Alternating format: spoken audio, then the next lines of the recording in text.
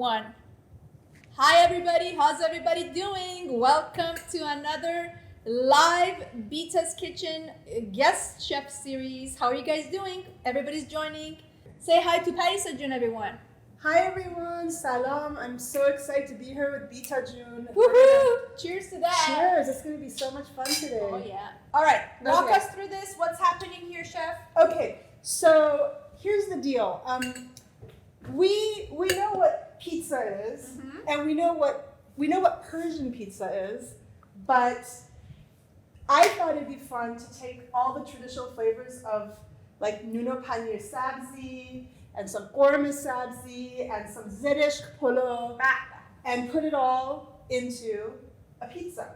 I'm in. Right? So, all the flavors we love in one pizza and use nuno Sangak as the crust. Beautiful. I mean, our culture already has beautiful built-in flatbreads that are perfect for pizza.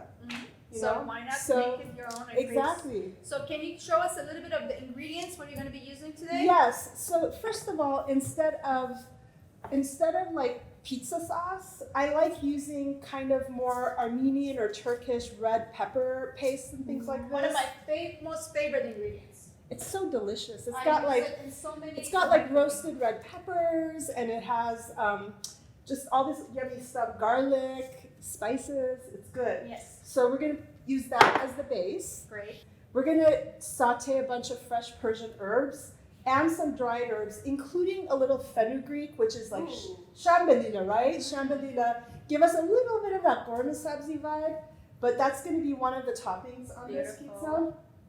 And then we're going to be caramelizing onions with barberries. Barberries, zedish, right? We all know about zedish. It's so delicious. It's tangy. It's sweet. And then for cheese, instead of using mozzarella or any of those kind of cheeses, we're going to be using our beloved feta. And I happen to be a fan of Valbresso French feta. When I used to eat cheese, Valbresso was my go-to cheese. Today I have some like those little tiny bell peppers, sweet peppers sliced, and some mushrooms as well. So the seasoning that we're going to use is actually a spice blend that I created called Pérxican. Check this out.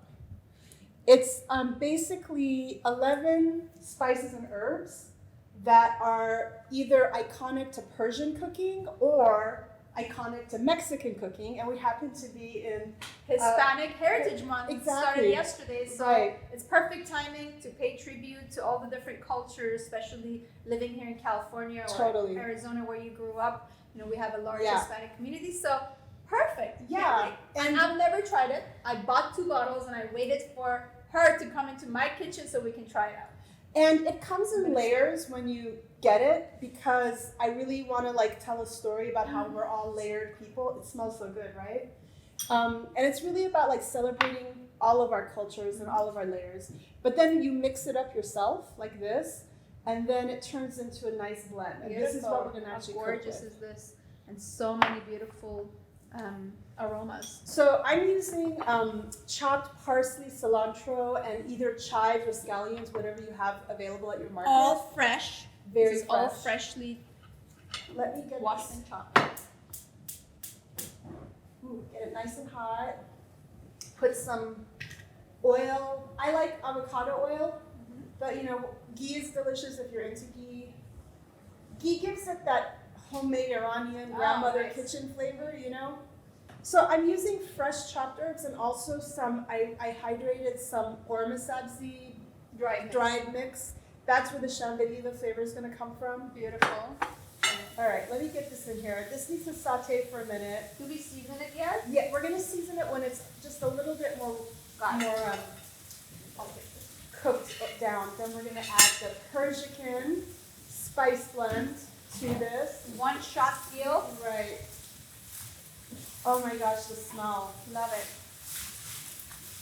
And this is a pretty quick process, relatively, right?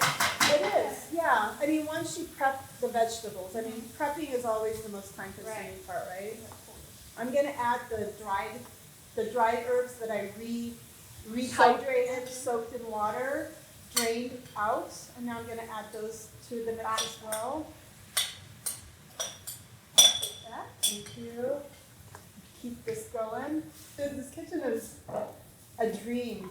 I just want to come cook here all the time. You are more than welcome to do that anytime. It's so nice. You know, when we finish this kitchen, I didn't want it to be just for me. I wanted it to be for everybody who's, in my posse. So here we are. It'd be fun to like experiment and create new dishes. Yes, you know. yes, I really would love to collaborate that way. Yeah. All right, so I'm let's gonna get add. some. Yeah, I'm gonna add a lot. Like, don't be shy with this stuff. It's not spicy. You know what I mean? It's not like gonna burn your mouth or anything like that. Even though there is ancho chili pepper in it. Yeah, I couldn't smell too much spice. It's spicy, but it's not this hot. Full of spices and herbs, but it's not gonna burn your mouth. Beautiful. Thank you, Bita June, for already caramelizing some onions for me. She caramelized. It's my other therapeutic thing that I do. Yes, I don't know if you guys can see this. It's a bunch of Got a caramelized little onion. herb in there. Let's get it out Oh, for yeah. perfection. There you go. The other topping is going to be a zeresh, a barberry. All right. And this is going to go into the oven. Yes. So it needs to have the oil to keep it hydrated. So we don't Totally. keep it. Right. Okay, so I'm going to just pour a lot. I'm going to pour a The lot. more of the this. merrier. Let's see how. It's all about ratio, you know, so I'm going to just kind of feel it out. See what the ratios are here. I mean, look at this color. This looks like a painting. Painting. I know. Between the two, the green and the other one, Look at these colors. Oh my we have gosh. a painting. Okay. This looks like it's ready too. It's ready to me. Okay, we're ready to make some pizzas. There you go. Right? And if you can't get Sangak bread, find a flatbread in your neighborhood. You can. Even like lavash will work. You can make little pita bread Can we ones. make it with Barberry? Of course. If you want like thick crust style, make it on Barbary. So I'm gonna try to whip this out. Spread this puppy on. Seriously, this is such a fun way to engage your whole family or have friends over. Exactly. It's super festive and it's so delicious. And really, if you have the ingredients at home, you could just so unique. whip I it love out and people go crazy for it. It's just such a, everyone loves a pizza. Okay, so the next thing I'm gonna put on is some of the delicious You herb wanna use it? and just kind of spread it I around. can just imagine this popped into the oven and Oh. out. You'd be surprised how much herbs it takes to make these. But the flavor is worth it. Okay, so I'm gonna put some of the caramelized Barbary raspberry. Fill it in. Boy. This is so good. Fill it in with some of this. This is a beautiful appetizer to make for your guests. Yes. Okay, now let's put the rest of the toppings on. And so for me, everything I do is about design and composition because that's my background. So that's part of the reason why I chose these beautiful, colorful peppers is because they're going to add a pop of vibrant color to this kind of more And a nice crunch. and a nice Vibe, crunch. Yes, yes, yes. And then I happen to have some mushrooms, so I thought it would be nice to throw a little mushroom on. That's the whole thing about cooking, that sometimes folks make it so complicated, Yeah. is that you just gotta make it your own version. Make it as simple or as complicated as you want. So it Totally. doesn't matter. Okay, the last thing we're going to put on is some delicious feta cheese. Are you ready for this? Look at that. That's a thing of beauty. So how long would we put this in the oven for typically? Typically 12 to 14 minutes. It's good to kind of pay attention to it. You want to make sure that like the raw vegetables look like they've gotten a nice brown to them.